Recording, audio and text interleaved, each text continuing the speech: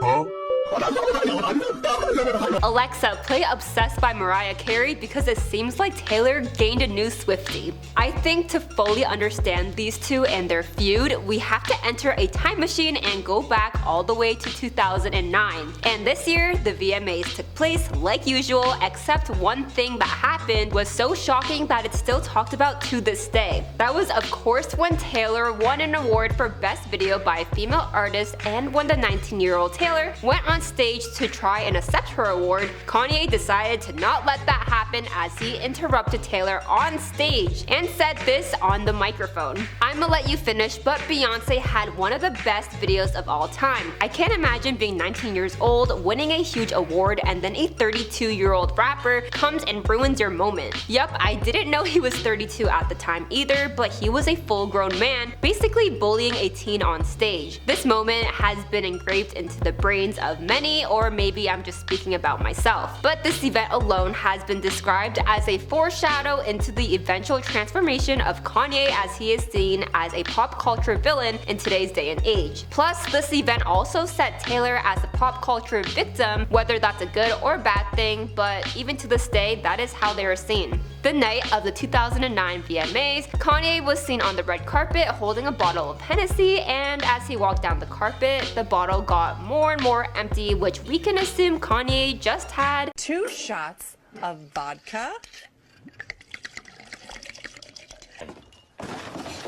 Although he wasn't performing that night, he was nominated for multiple different categories and was seated in the very front row. According to Billboard, he passed the bottle around to other celebrities as they waited for the show, whereas Taylor was just entering the world of pop music after being in the country scene. She was only nominated for Best Video by a Female Artist, and Beyonce was also nominated for the same category, but for her music video for Single Ladies, which we all know for the iconic dance. But it's important to note, Beyonce was also nominated for Video of the Year, which is seen as a more prestigious award, so when Taylor won, most people didn't really see it as Taylor beating Beyonce because Beyonce had another nomination coming up, but Kanye disagreed and the rest is history. So most recently, I know, I thought this feud was old too, but Kanye was having a listening party for his new album titled Vultures. This took place on February 9th of this year, and he wasn't afraid to name drop Taylor once again, but this time in a new song. The song's called Carnival, and Taylor isn't the only person who's mentioned because P. Diddy and some other very controversial rappers and even actors were in Kanye's lyrics. But in the line he mentions Taylor, it goes a little like this.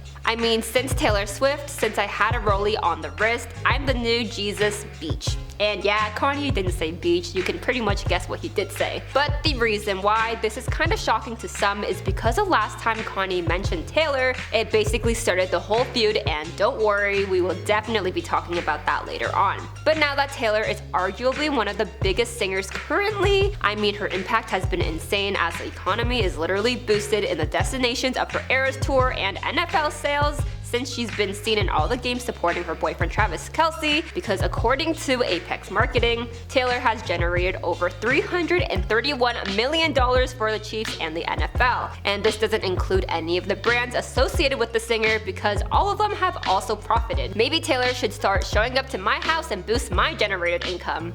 Please, I want to be able to move out. Anyways, because Taylor currently has so much impact and fans, of course, we're going to be sharing their opinions and thoughts. One user wrote on X, formerly known as Twitter, "Backstabber Kanye and his whole misogynistic fandom is so obsessed with Taylor Swift. Come on, can you be relevant without using Taylor Swift for clout?" Of course, we aren't done yet because we haven't even discussed Kanye's 2016 track called Famous, which ultimately, in my opinion, escalated the feud between the two, and Kim Kardashian, who was married to Kanye at the time, even played a role in this. In his song, his lyrics go, "I feel like me and Taylor might still have why. I made that famous."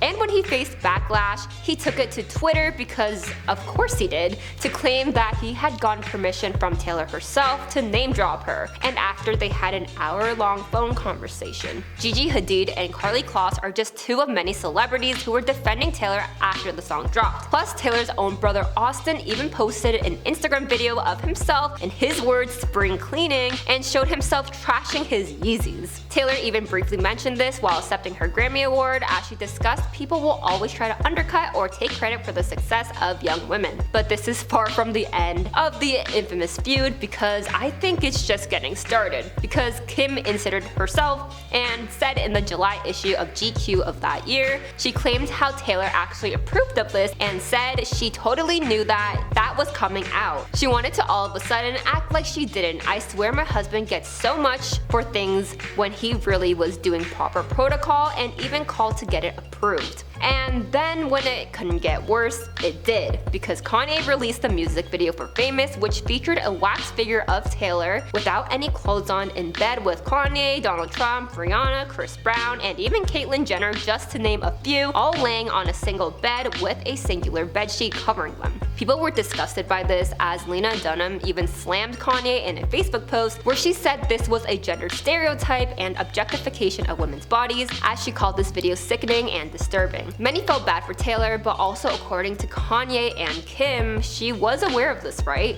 Anyways, let's move on to the next point.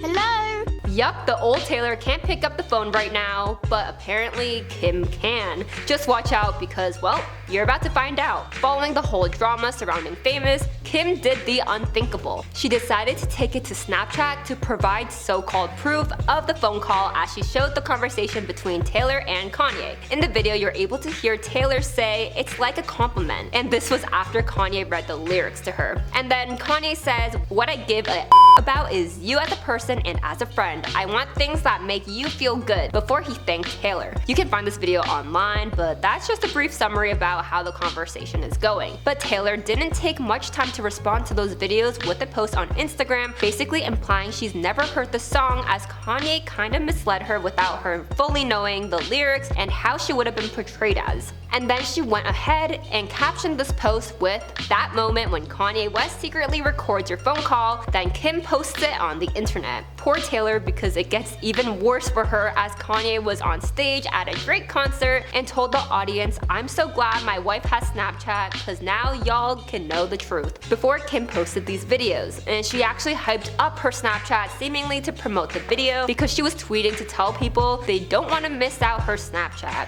And also she tweeted a ton of snake emojis, which Kanye fans would use to spam Taylor all over her social media. It wouldn't be until 2019 when Taylor opened up to the Rolling Stones about this infamous phone call, where apparently Kanye would hang out with Taylor privately and say a ton of nice things to her, but in public he was completely different, and ever since the VMAs moment, she just wanted his respect but learned he was two-faced. And then in March of 2020, the full phone call leaked online, and Taylor was not shy to say something, because she said this full clip proved she was telling the truth the whole time about the call, and the call was illegally recorded, edited, and manipulated in order to frame her and put her fans, family, and of course herself through it for 4 years. Then in December of 2023, she opened up to Time, where she said this whole situation took her career from her, and this event took her down psychologically to a place she's never been before. She moved to a foreign country, didn't leave her rental house for a year, and was afraid to get any phone calls, as she pushed a ton of people away in her life because she didn't trust anyone anymore. This is so upsetting, but Alexa, play Karma. And finally, there were rumors floating around recently about how Kanye bought a ticket in front of Taylor's Super Bowl suite, and then she had him removed. These rumors started after former NFL player Brandon Marshall alleged that Kanye picked a seat in front of Taylor's suite, knowing cameras would be on her when she cheered for her man Travis Kelce. In an episode